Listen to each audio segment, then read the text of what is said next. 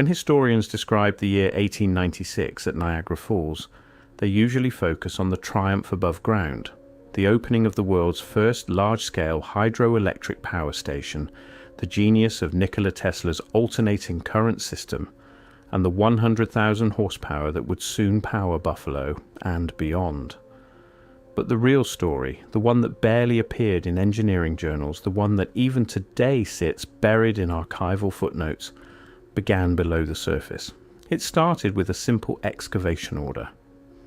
Engineers were instructed to dig beneath the falls, carve out chambers for turbines, and determine whether the bedrock could support the massive infrastructure needed to harness the river's power. The goal was practical: prepare the foundation, install the generators, and launch the electrical age. But the moment workers began drilling through the ancient rock, something unexpected happened. They broke through layers that hadn't been exposed in centuries. Beneath the riverbed, deeper than geological surveys had predicted, the crews found chambers and conduits that didn't match any construction plans. Their design was unusual, their purpose was unclear, and the infrastructure didn't resemble anything in the engineering manuals of the era. It didn't even resemble European power systems as commonly understood. This wasn't mentioned in public reports about the power station. It didn't make it into the newspapers celebrating America's electrical future. But in the internal notes of that year, a quiet phrase appears over and over again: pre-existing infrastructure, unexpected depth, origin unknown. The official story would later simplify all of this into abandoned mill tunnels, natural limestone caves, or simply misidentified geological features. Nothing unusual, nothing worth discussion. But the construction photographs from the time, the ones developed in dim site offices while Niagara prepared to electrify the world, show something different. They show workers standing beside tunnel walls cut with precision far cleaner than any drill of the era should allow. Passages lined with channels so uniform that even in the poor lighting of 1896 photography, the engineering is undeniable. Distribution systems and cable housings that don't resemble any known electrical infrastructure, but something older, more complex, more deliberate. And the deeper they dug, the more the layers stopped looking like natural geology and more like technology that had been installed, operated, and deliberately buried. At first, the construction crews tried to categorize everything in the simplest way possible: old mining tunnels, natural erosion channels, debris from earlier attempts to harness the falls. But as documentation accumulated and more chambers were uncovered, the inconsistencies multiplied. Why were some of the underground structures built with load-bearing capacity far exceeding anything planned for the power station? Why were certain conduits shaped in modular sections as if mass-manufactured rather than hand-carved? Why did some passages extend into darkness far beyond the footprint of any documented construction?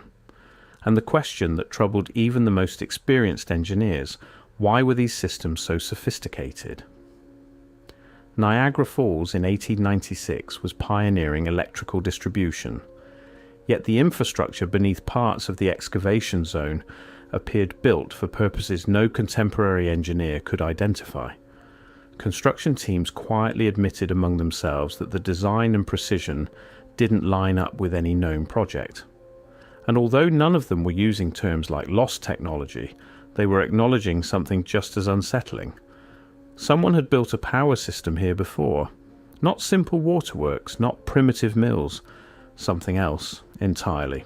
As the documentation increased, so did the silence. Reports became shorter, descriptions became vague. Photographs stopped showing the widest views of the discoveries. And then the excavation zones were partially filled again in late 1896, covered where needed for the new turbine installations, and much of what was exposed was returned to darkness.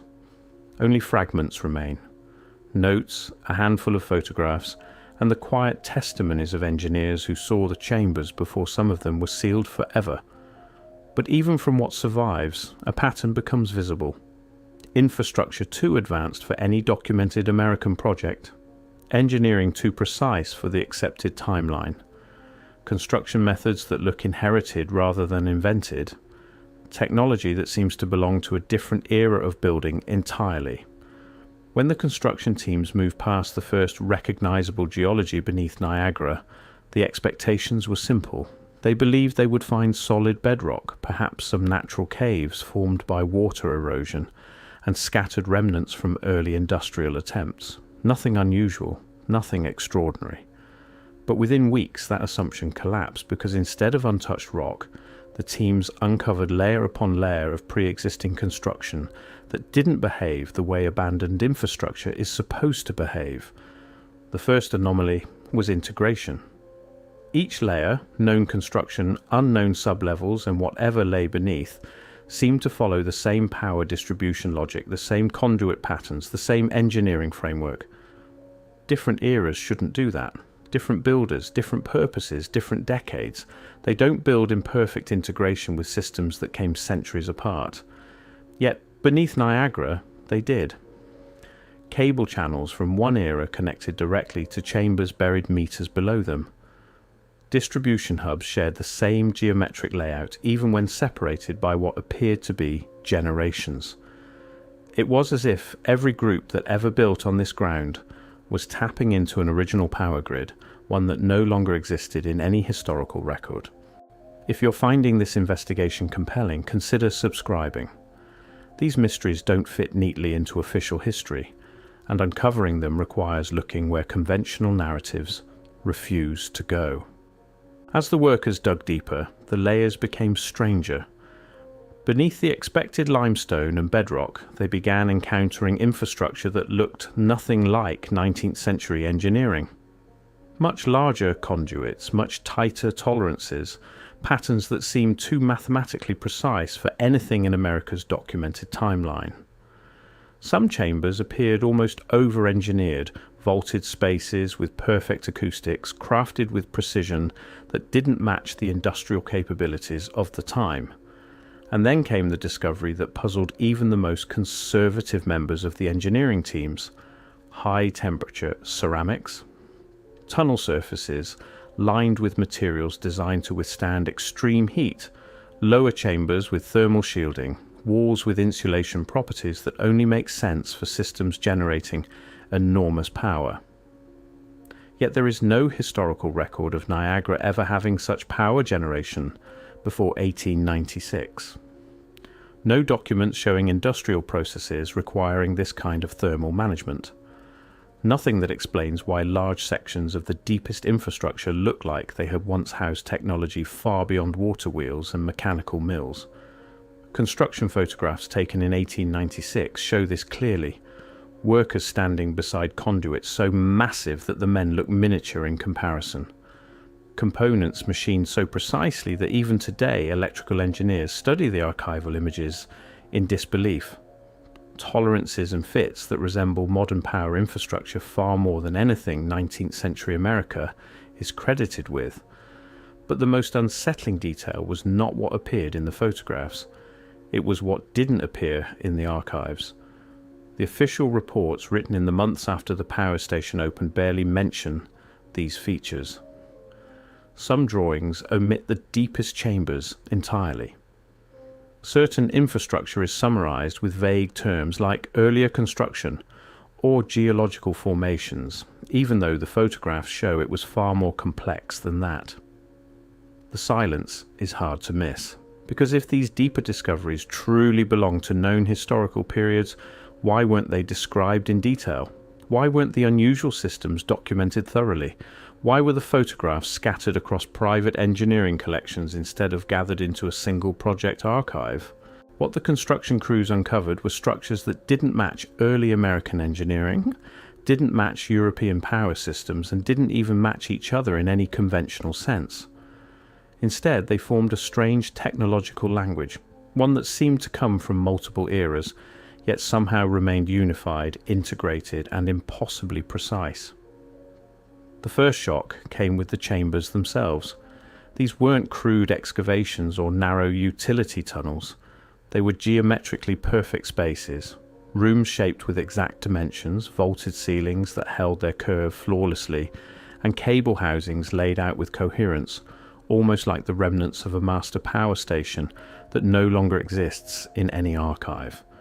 Some chambers were sealed completely, packed with fill so dense that workers thought they had hit solid rock. But once opened, they revealed interiors that looked untouched since the day they were closed.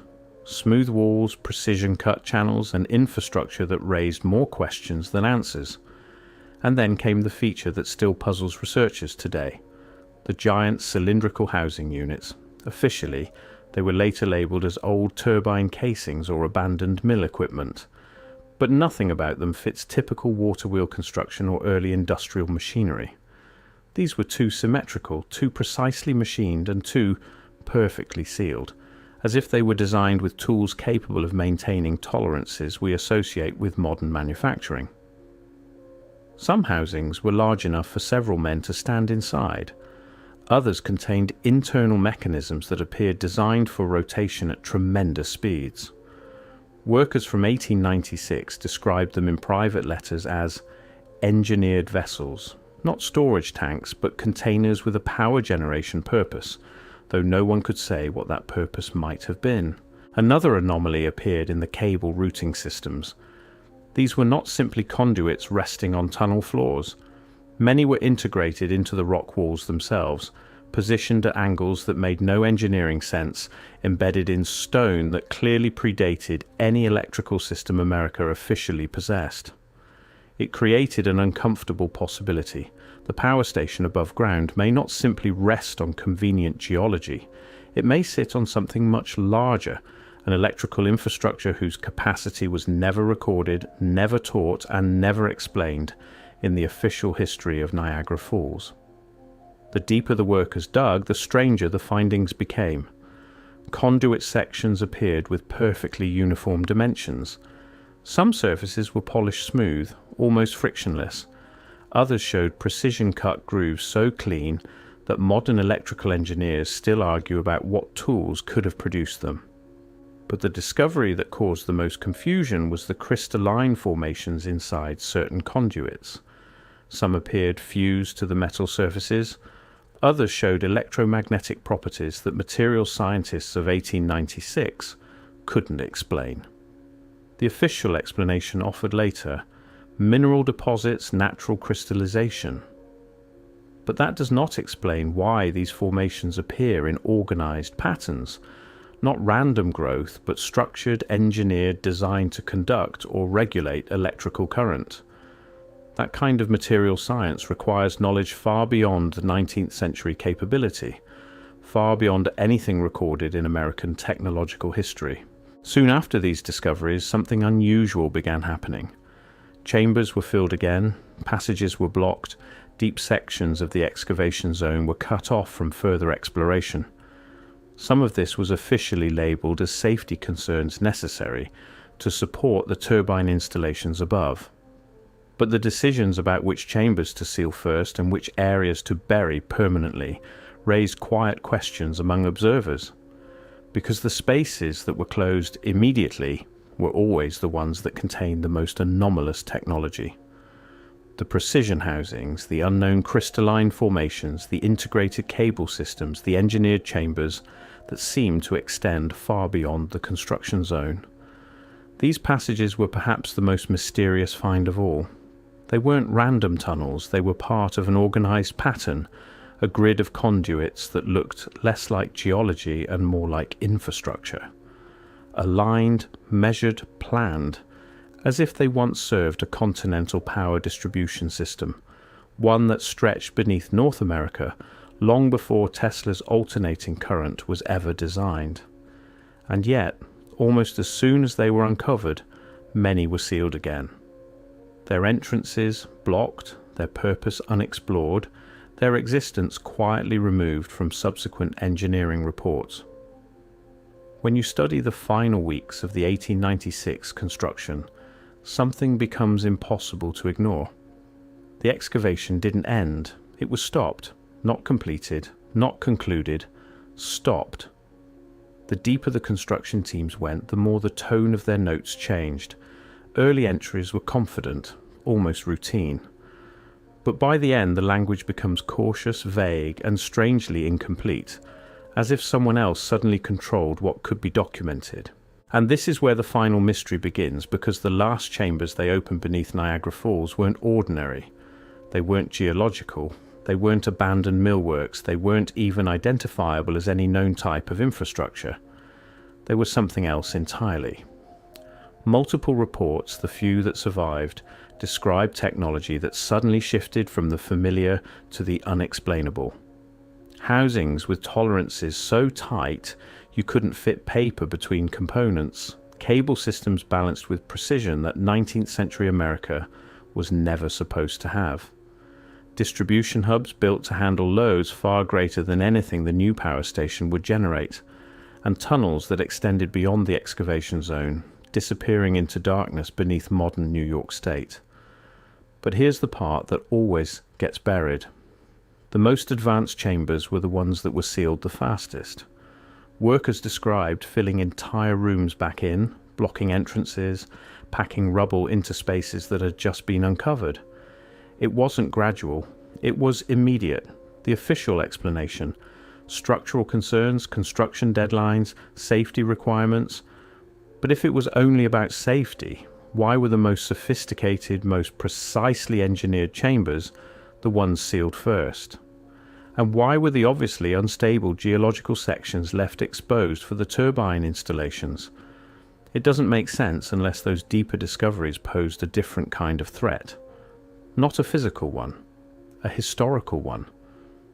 Because if the infrastructure beneath Niagara Falls truly showed engineering far beyond 19th century capability, and if some of that technology didn't match any known electrical system at all, then the entire accepted story of America's electrical age begins to collapse.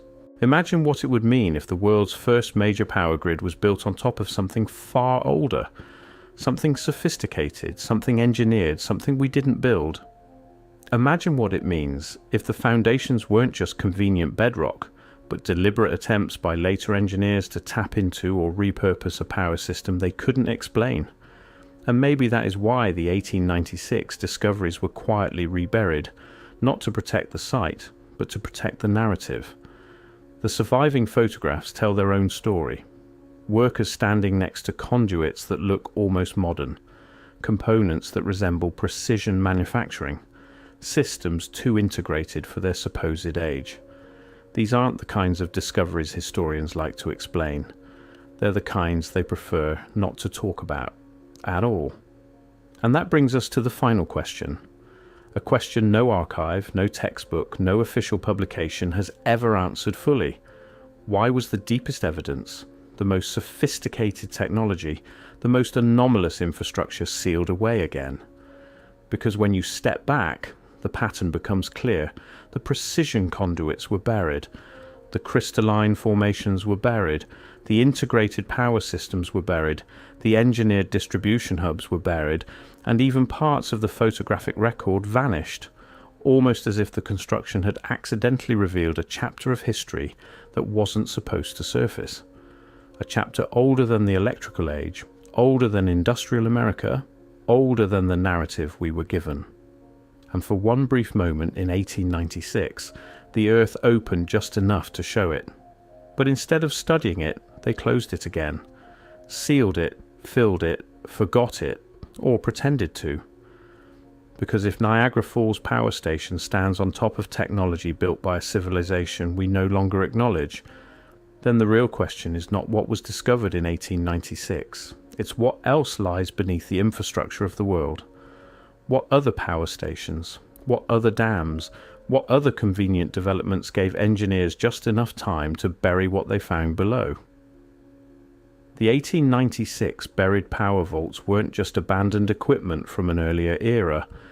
They were a glimpse, a brief accidental glimpse into a version of history we were never meant to see.